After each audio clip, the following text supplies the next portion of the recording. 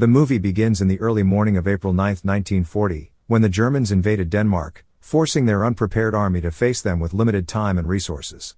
At this particular period, the Nazis were the most ruthless forces in Europe, viciously battling the Danish in the south of Jutland. It is April 8, 1940, in Sogard, a day before the climactic battle against the Germans. Second Lieutenant Sand travels to the Danish military encampment to respond to emergencies. Simultaneously, 3 soldiers are walking to the area and talking amongst each other about being called for duty in the middle of their leave, with one believing it is just a drill exercise. The lieutenant then arrives, greeting Lieutenant Germansen, who informs him about gathering intel on the German soldiers' presence near the border of Kiel. Additionally, a train carrying soldiers was seen heading north toward the edge. The situation is worrisome, so Germansen will stand by and support the motorcycle unit led by Sergeant Boongard, who is assigned to closely monitor the area. Pointing at the 3 soldiers who arrived late, Germansen orders Sand to place them on kitchen duty for the rest of the week. The soldiers are then led to the firing range for target practice. Having a sip of cognac, the lieutenant continues the conversation by saying Norway's surrounding territory may be invaded next. Still, they will have to wait and see their motive for crossing the border. Afterward, all the soldiers are tasked by Sergeant Klostergaard to undergo an exercise in which they must change the tires of their bicycles within the time limit. Still unconvinced by their performance, the sergeant orders them to repeat the exercise in under 90 seconds. During break time, the soldiers chat for a moment while they eat. A messenger soon arrives to inform the commanding officers of a new directive issued by Lieutenant Colonel Hintz to abort the exercises and return to barracks at the soonest opportunity as a German column marches toward their kilometer-long borders. The lieutenants are instructed to make it appear the soldiers are called in for another exercise to avoid the spread of fear and panic. After the unit returns to the barracks at night, the sergeant reminds the soldiers to stay alert, wear their dog tags and keep their firearms ready while sleeping in their uniforms. Understandably, the soldiers feel tense, unaware of the situation, with Private Menig Graham doubting if it is still part of a training exercise. Sand feels sympathetic, believing the men have a right to know the truth. He lingers about it in his room as he loads his side pistol and finishes a farewell letter to his family. Later, the guards positioned at one of the border checkpoints see glowing lights from a distance, indicating enemy activity in the area. They immediately report it to the lieutenants, who convene with other officials and Colonel Hintz on their plan of attack. Hintz orders Checkpoint 3 to stand by and wait for further instructions. Almost immediately, Hintz connects a call with the head of the Jutland Division, pleading for permission to let his troops take a defensive position at the border. Unfortunately, his request is dismissed, as it appears that the Prime Minister is concerned that the Germans will retaliate over any Danish mobilization. Nevertheless, Hintz orders the men to move out with the troops. Sand then calls for Sergeant Klostergaard's assistance for a surprise inspection in the barracks. Meanwhile, the soldiers are bunkering down on their beds. Private Norskov writes a letter for his fiancée, keeping a picture of her close by. Elsewhere, Privates Anderson and Lundgren try to coax Private Lawson into giving them half his bullet rounds. Still, Graham intervenes, emphasizing that everyone is given a fixed amount of bullets. An argument follows as the 2 recruits berate their barracks head for being German. Things escalate when another soldier, Private Justisen, looks ready to fight back. Suddenly, Sand and Klostergaard burst in, with the latter reprimanding the soldiers for the disturbance in their attire. Sand approaches Norskov, asking him to finish his letter before bed. With the barracks under control, the officials leave, allowing Sand to smoke outside. He shares a cigarette with Sergeant Boongard, who hopes the lieutenant's bicycle infantry will catch up with his motorcycle troops at the borders. At the office, the anxious officials quietly talk about the German invasion when the communications officer alerts them about a radio transmission from Checkpoint 3. The guards disclose that the invaders have begun breaching the borderline and firing at their position. As the message gets cut, Hintz officially declares that Denmark is at war with Germany. An alarm goes off, waking all the soldiers as they hurriedly gear up for battle. They march outside, splitting into different platoons, with some riding motorcycles and bicycles. All the available firearms and equipment are distributed, depending on rank and division. At the courtyard, the lieutenants talk with Sergeant Boongard about holding the German forces off at Highway 10, so they cannot reach the north. They must do this defensive strategy until support teams from other Danish military divisions arrive. Germansen concludes by saying they will use Lundtoftebjerg as a rendezvous point once the road is cleared. He then gives a rousing speech to his platoon, declaring Denmark at war with Germany as of this moment and that they must fight valiantly to defend the nation. As dawn nears, each platoon heads to its designated position at the border. By morning, the lieutenants lead the Danish bicycle infantry company toward the German line. They catch up with Sergeant Boongard and his motorcycle platoon. The sergeant informs them that too many German soldiers are near the border, equipped with armored vehicles. He also says Lundtofteberg has fallen, but Germansen insists they must follow orders and defend the area, with Sand agreeing. The two platoons go their separate ways. Sand points out that they will need to split into 3 groups to intercept the German army effectively. One will be stationed near the trees, while another will be atop the hill manning the machine guns, with Germansen taking another group with him. After some minor assembly with the ammunition, Anderson keeps watching over the highway while others wait and worry. With the third group ready, Sand reminds them to focus some short bursts of gunfire on the armored vehicles as soon as Lieutenant Germansen signals the attack. Justison later complains to Graham about not being able to eat before moving out, as the private looks visibly worn out. Not long after, the German convoy appears on the road, breaking the eerie silence with the sound of their vehicles. As soon as they close enough to their position, the lieutenant orders Anderson to open fire at the armored units. Still, the bullets bounce right off due to the resistive plating. The enemy soldiers shoot back at the Danish army, moving toward them from all sides.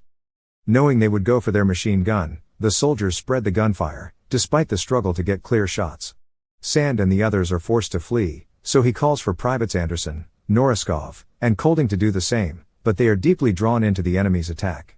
By some stroke of luck, Anderson takes down an armored truck, with Kolding providing support as he guns down enemy foot soldiers. Unfortunately, the latter gets shot by a tank, badly injuring him. Norskov performs first aid while Anderson continues attacking. Sadly, he fails to save their colleague due to the amount of blood loss. The second lieutenant finally gets to their position, grabbing the deceased Kolding's dog tag before fleeing the scene with the men, riding the bikes towards a nearby farm. The troops hide their bikes inside an empty barn and decide to hold their position inside the farmhouse, distressing the lady homeowner, who they ask to hide under the table. They wait for a moment, peeking from the window from time to time.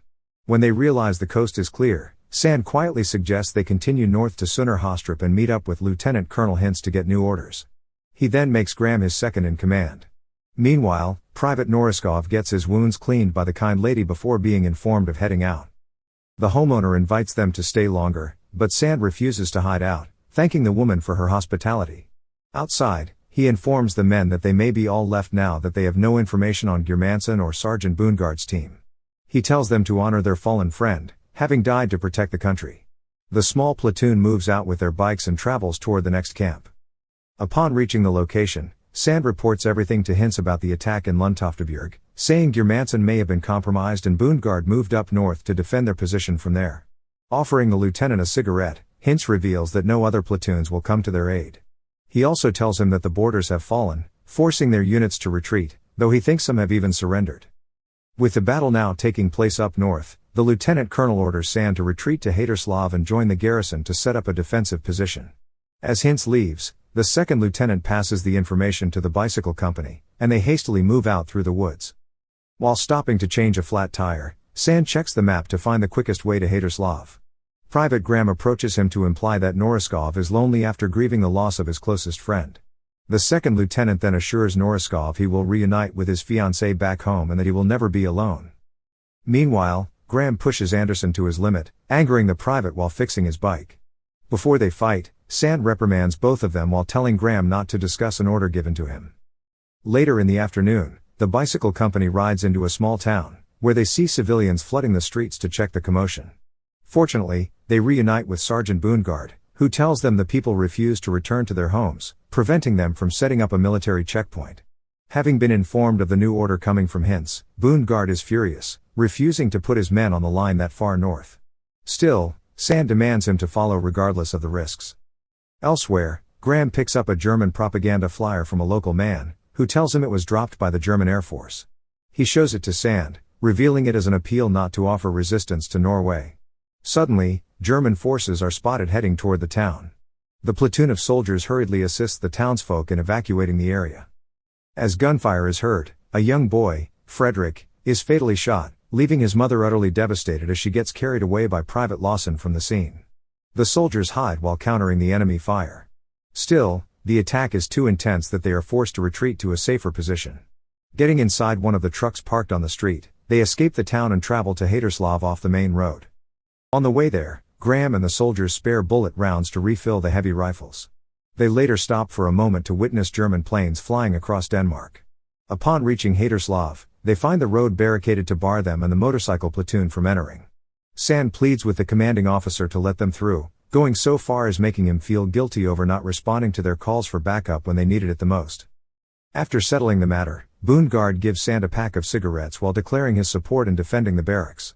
The second lieutenant then approaches Colonel Hartz, informing him of Hintz's plan. Apologizing for not sending reinforcements, the colonel explains that they needed to stay and defend the town. Sand shows the flyer, but Hartz had already been aware of it, believing it would not let them falter in their duties. He orders the second lieutenant and his men to position up the North Road, equipping themselves with new gear and ammunition. After some much-needed preparations, they head out to take their positions, with Anderson and Norskov serving as the front riflemen while the rest take cover near houses. German soldiers suddenly appear, scurrying around the town, prompting the platoon to open fire. The situation becomes more complicated as a German panzer tank drives up on the road and starts firing at the men, forcing them to retreat hastily. Though they try providing some cover fire, the Germans overwhelm them with many foot soldiers. As Sand attempts to guide his men away from the line of fire, Private Justisen gets shot in the back. He and Lawson immediately rush to his aid, trying to stop the bleeding while Graham provides more cover fire. With ammo running out and Justisen dying, the second lieutenant decides to lower their weapons and surrender to the German army. With arms up in the air, they come out of their hiding spot, announcing their surrender in Norwegian. Gathering in the middle of the town, the defeated Danish platoon shares the pack of cigarettes with each other. At the same time, the Germans check the dead bodies, one of them belonging to Justisen. Later, they are ordered to line up and climb aboard a bus. Before doing so, a German official, Lieutenant Becker, talks to Sands, with Graham as a translator. He asks why he and his men kept fighting, confusing Sand as he is unaware that the Danish government announced their capitulation hours ago. Visibly shocked by the news, he decides to ride the bus with the soldiers instead of accepting the offer to ride along with Becker. On the bus, everyone remains silent as they let their disappointment and exhaustion fill their mood. Private Graham cries, remembering the words of the German official. As they travel the long road, they see children playing on top of a German armored vehicle. Memories of that fateful day are recounted by the war veterans during some interviews. They express disappointment over the invasion and some relief that only a few Danish soldiers perished. It was evident that the Germans overpowered their armies, forcing them to surrender. Despite this, they believe what they did on the battlefield was noble, as they needed to fight for the country no matter what. One of the veterans believes that killing another person is difficult but necessary to achieve victory. The movie ends as their command reminds them that their efforts were not in vain, but for them, it cost them a heavy burden. Thank you for watching. Subscribe for more videos like this to help the channel out. Have a nice day.